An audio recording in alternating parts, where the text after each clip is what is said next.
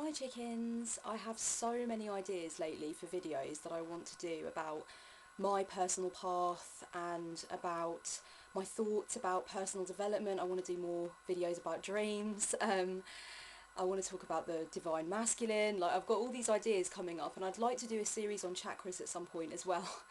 But it's just finding the time to do all of this stuff, really.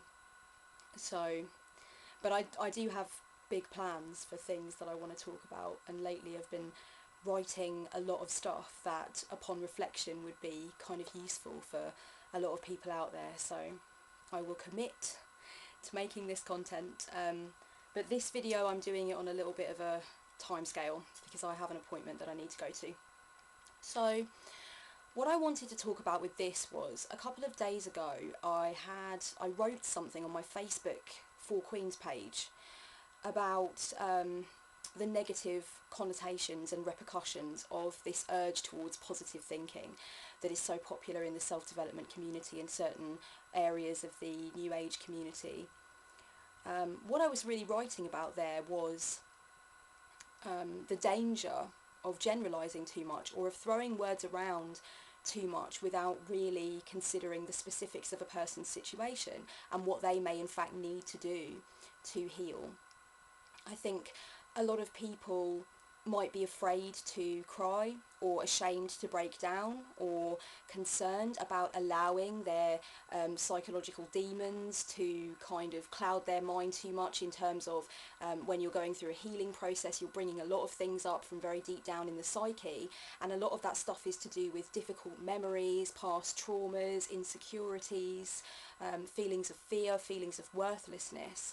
And when people are bombarded and surrounded by messages like the past can't hurt you, focus on the now, and stay positive, you have complete control over your thoughts, and don't let negative thinking into the equation, I think sometimes because these statements are so generalised and because they're so full on, people who actually perhaps need to release their negative emotions, to focus on what it is that keeps coming up for them over time that's making them feel unsatisfied or scared, etc., might feel that it's a sign of weakness to do that, or they might feel that it's not conducive to moving forward with positivity. They might feel that they can't actually go through that area of the healing process which actually lends itself to crying and lends itself to, in a sense, wallowing, although that itself has an extremely negative connotation these days. But what I tend to find, particularly with the clients I've worked with over the years, is that they actually require an emotional release. There's a valve, and that valve kind of needs to be turned, and they need to submit to tears, because in a lot of ways tears are the gateways to illumination. This is what I've found in my personal path. I'm going to talk about an experience that I've had recently. As many of you already know, I suffer with chronic pain, and a lot of the issues that have been going on for me over time are really kind of coming to a crescendo now. There's a lot of involvement from the traditional medicine side of things, and there's a lot of resistance from me in terms of how much I want that to be a part of my healing process, because frankly I don't feel that traditional medicine is all that healing in a lot of ways, and that's something I'm coming to terms with. But the vast majority of the time I'll wake up each day and I will decide to gear my thoughts towards positivity, towards being proactive, and towards not allowing the drudgery of what I'm going through day by day to get on top of me and to control how I choose to deal emotionally with the situation and react to what's happening to me. And in order to deal with the day-to-day grind and to make myself feel that I am empowered, that I have some control, that everything is placed into perspective, that kind of thought process is very important. But what's also really important is that when I need to release, when I need to break down, when I need to actually acknowledge how bad I feel, how scared I am, how unsatisfied I am with the way things are, that needs to happen. And often when that happens, it feels terrible at the time and it feels overwhelming at the time, but then the following day or a while after I've allowed that release valve of negative emotion to come out, I feel illuminated, I feel like a clear channel, I feel like I'm starting again on solid ground. And this happened to me a few nights ago. I really let go. I allowed myself to cry, to full on cry for a good 90 minutes. And I really let myself be with that emotion. I let myself sit with my sense of desperation and hopelessness. I let myself be one with that tidal wave of feeling that I'm always trying so hard to control and to put a positive spin on, and to make sure that it doesn't come over me like a wave, because obviously if that happened all the time, I wouldn't be able to function, and I wouldn't be able to get anything done, and I wouldn't be able to work in my best interests. But there is a time for crying, and there is a time for simply being with your sense of negative emotion, with your sense of desperation, with your sense of helplessness. And I feel that that's part of what radical acceptance is all about.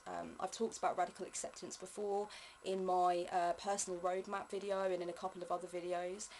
And for me, a lot of what radical acceptance is really about, when you get down to it, it's about acknowledging where you are covering stuff up. It's about acknowledging where those little parts of your life are, where you keep convincing yourself that everything's okay and convincing yourself that you can continue with the status quo. When you hit that moment of radical acceptance, it's the moment at which you peel all of those layers back. You peel those layers of denial back, you peel those layers of, just being stoical and getting on with it and powering through, and as we like to do in England, this stiff upper lip kind of soldier on mentality, which actually doesn't leave any room for you to work out where you are unsatisfied with your life and to really allow yourself to sit with that feeling. Radical acceptance is about actually accepting the shitty bits. It's about focusing on where you need to make changes and actually pinning that down. And radical acceptance in a lot of ways is not pretty, because it actually encourages you to look at those places where you might paint things over with positive thinking and yes, everything's going my way, or I can totally handle this. Radical acceptance will lead you to come to a baseline, to come to a foundation where you hit rock bottom and you admit to yourself that no, I cannot deal with this. This is not the way I want things to go. I am not happy with the status quo. I am scared. I feel helpless. I feel angry. I feel wounded. I feel frustrated. And the point is not to stay there, but the point is to know that that place exists so that you have a solid foundation on which to build. It's only once you know what's wrong that you can really start putting things right. And I feel that some aspects of the self-development community lend themselves in some way to shaming people to an extent for crying, for losing their sense of perspective, if you will, and actually for a time feeling sorry for themselves, feeling overwhelmed, feeling like they need somebody to talk to, feeling like they need some reprieve. For example, this culture of perspective and comparative thinking is something that I feel is a very double-edged sword. When I feel overwhelmed and upset and, my difficulties are really kind of piling themselves on top of me, I often will resort to comparative thinking. I will adopt an attitude of gratitude, and part of that involves sometimes remembering all the things that I have that other people don't have, thinking about all the ways in which I'm privileged and all the ways in which I'm fortunate, and thinking about the incredible fortune of my birthright to be born in a first world country and to have all of my amenities that I need and to not have to worry about where the next meal's coming from. This kind of thing is part of what I would say is my attitude of gratitude, and it does work wonders, and it does place things into perspective, and it does make me feel like I'm lucky, and I'm there's a lot of things that I don't have to deal with on a day-to-day basis that I can feel grateful for, and that does make me feel empowered, and it also makes me feel humbled. It makes me feel humility. But I do feel that this comparative thinking culture can go too far sometimes. I think it's really important that everybody, no matter what their station in life, no matter what their situation, feels that they have a place they can go for reprieve and for release, and feels that their struggle is valid, that their problems are legitimate, that they have a right to voice their concerns and to express their fears and to talk about what it is that's really at the bottom of it all, that's kind of that bad seed that's making them feel terrible. And it shouldn't matter how much you can compare your situation with somebody else's. It's very important that we don't whitewash over the issues in our lives and convince ourselves or convince others that they've always got it good and they shouldn't be unhappy because somebody else is always more unhappy. In fact, the quotation that I used on my Facebook page when I started this discussion was something like, saying that you can't be unhappy because somebody else has got it worse is like saying that you can't be happy because somebody else has got it better. And I really think this is something that we need to consider. I think that we need a balanced perspective when it comes to things like comparative thinking and adopting a positive attitude, because I do feel that it's very important that people understand that they can cry and they can break down and they can, you know, get to that baseline, get to that starting point where it's raw and it's real and it hurts and it's hard, and they deserve to feel validated for doing that work. I think that work is courageous, and I don't think that it argues in any way with the idea that you are empowered and you can control your emotional responses to things. You can control what you choose to do in the face of a difficult situation. Of course you can, but let's not focus so much on that, so overtly on that, that we forget to reward people and congratulate people and embrace people for the very real work that they do when they hit rock bottom and they do cry and they do release and they do grieve. And I think that's just something that it's important for people to put across and to remember. I try to, on my Facebook page and on my blog, I try to make the advice that I want to give from my personal experience and from my spiritual perspective, I tend to try and make it quite specific. I don't like to generalise too much by saying, you know, adopt a positive attitude, because I don't know who might read that and actually not need that advice at that time. You know, I don't know who might read that and ultimately feel like they don't have a right to break down and they don't have a right to kind of shroud themselves for a while in what they're going through and actually be present with it and sit with it and cry and mourn and all of that other stuff. I don't want to contribute to any sense of shaming people for doing what they've got to do. And as I said, tears are the gateway to illumination. That's how I see it. I really feel sometimes like we actually need to peel back the layers of reinforced positive thinking in order to really hit that baseline of reality where we can see what we can change and also where we can let go. We can let go of the stuff that's mounted up over time and is actually burdening us and draining us and pulling us down. I think it's important that people know that getting to a positive and proactive and empowered state is not just about putting a gloss over it and saying, hey, let's get positive, guys, let's think about the beautiful things. No, sometimes we do need to think about the harrowing things that we've been through and the things that we have yet to deal with. So I guess that was one part of what I wanted to say. I also kind of get a little bit disturbed from time to time by those things that you see on your Facebook feed that say things like, forget about the past, forget about the future, just live in the moment. I read one the other day that said the past can't hurt you anymore. And frankly, that's not true. Let's face it, that isn't true. The past is hurting a great many people because they haven't yet turned to face it. They don't know how to. They might not know how to open up enough to do that, or enough to communicate it, or enough to make a creative representation of it in the tangible realm so that they can feel that they've externalized it. A lot of people are swallowing it down and holding it down, and it does have power over them. And so I think it's important when we talk about not focusing on the past to remember that a lot of the time people need to go backwards before they can go forwards. And that's why in my practice I often kind of address or utilise the process of psychosynthesis, whereby you are looking at the present moment and you are looking at, you know, cognitive behavioural techniques, but you're also looking at the past. You're psyche diving with the patient or client or friend. You are allowing them to go into the great beneath. And the other thing about psychosynthesis, which is so important, is that it encourages transpersonal experience in a person's life, which I feel is another very important thing. And I'm going to make another video about this, about transpersonal experiences, and also about stoicism and the acceptance of death and stuff like that, because the conversation underneath this Facebook post actually did get very illuminating and very interesting, and I thought about a lot of things that I'm yet to talk about on the channel that I really feel would be beneficial. So I think it's important that we understand what we can learn from the past, and that we understand that if we continuously encourage people to forget about what's hurt them and to see their past as simply an abstract point in time, which should have no dominion over them, then we're actually denying a very real experience for that person, whereby the past actually does have dominion over them because they're stuck there.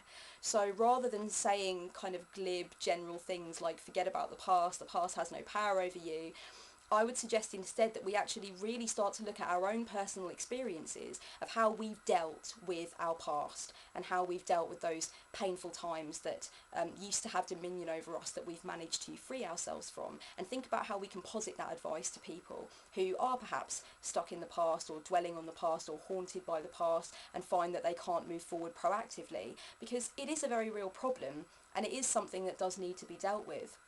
And there are large areas of the psychotherapeutic community that put real stock in the notion that we must go back before we can go forwards. We must have a look at where the root causes for our cyclical negative thinking patterns are, and the root causes are very often buried in our formative years, our adolescence or earlier experiences in adulthood, which kind of shaped the way we've continued from there.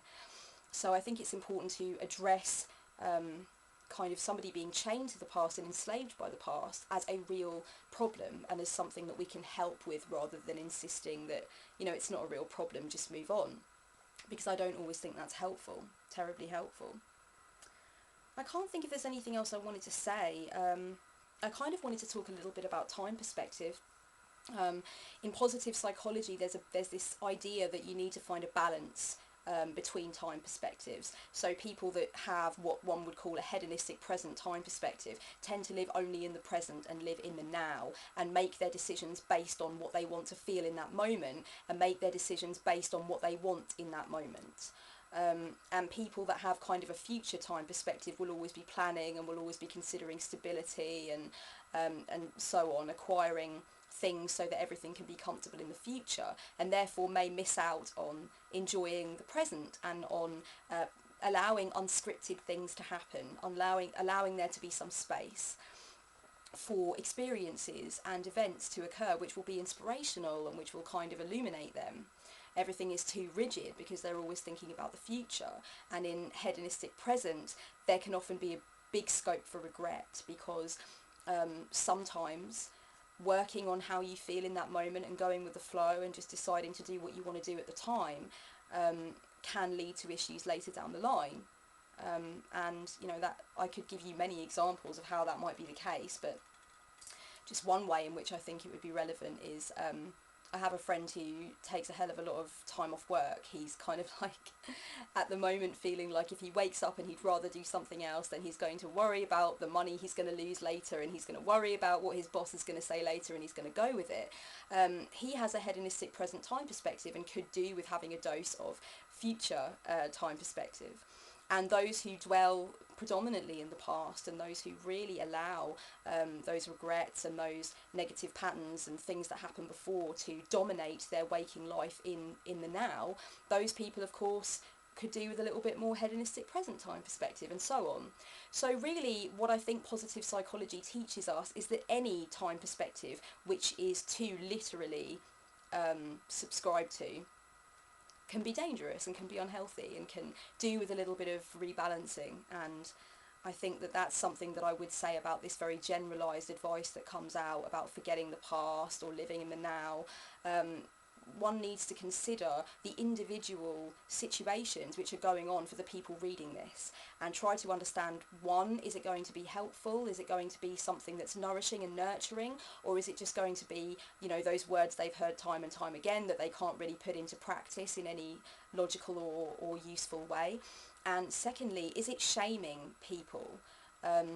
Do you feel shamed? Do you sometimes feel shamed by the insistence from certain parts of the self-help community, for example, that you should focus on positive thinking? I know quite a few people who feel shamed by certain aspects of the idea of the law of attraction. The law of attraction for me is not a big part of my spiritual focus, and it's certainly not something that I understand with any degree of knowledge where I could teach it. But of course I understand the underlying principle, And some of the things that I've read about the law of attraction really resonate and make sense, whereas other things that I've read, and some of them from quite reliable or popular sources, I think adopt a kind of shaming undercurrent to them. There's a subtext which kind of reads that if you focus on the negative at any point, you're going to attract the negative into your life. If you think about death and dying, then you're going to die. If you think about getting sick, then you're going to get sick. And there's also some, I feel, difficult areas in the law of attraction which speak to the notion of being able to make yourself physically well, and the idea that if you open the door to thoughts which invite sickness, then sickness is going to come to you.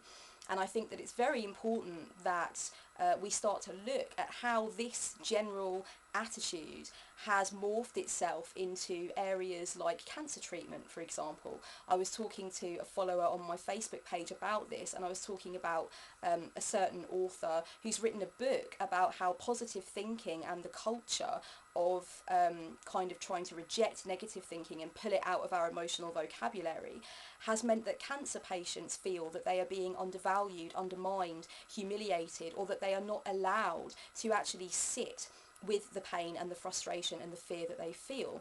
It's almost as though nowadays thinking about the fact that you might die of the cancer that you have inside you seems to people kind of believe lead to death itself. And a lot of cancer patients are taught, you know, the more time you spend focusing on being healthy and being well and visualizing being well, and you know, put the notion of death and the notion of sickness out of your mind. You need to embody health and then you will become health.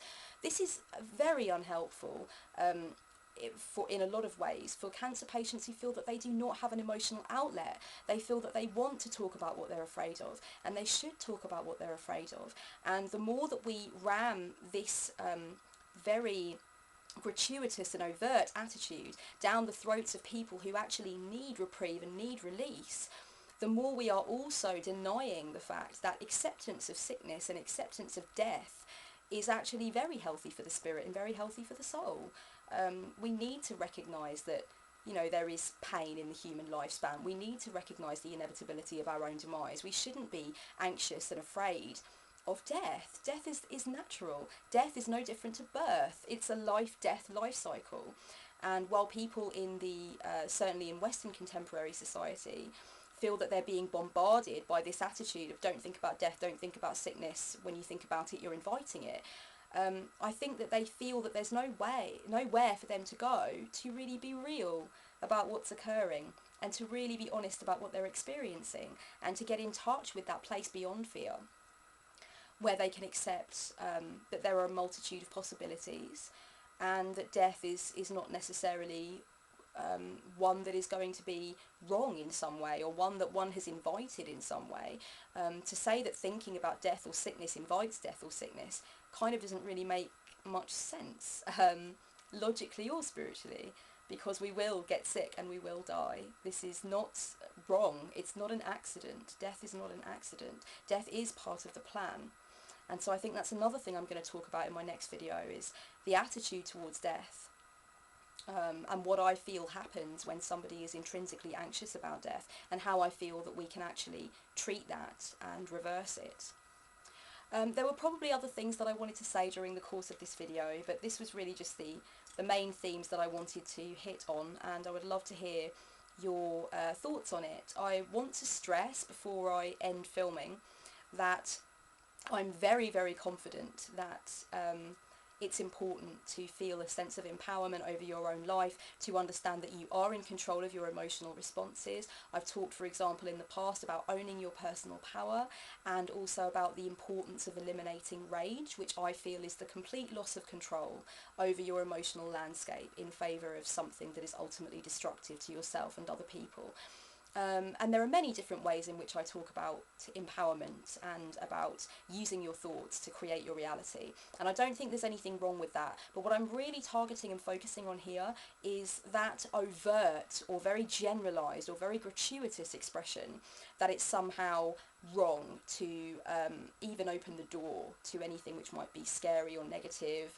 I feel that there are certain parts of various different communities which I'm a part of, and I'm a loving part of them, But I feel that there's a danger of things like shaming, and there's a danger of things like whitewashing over people's very individual cases and specific problems.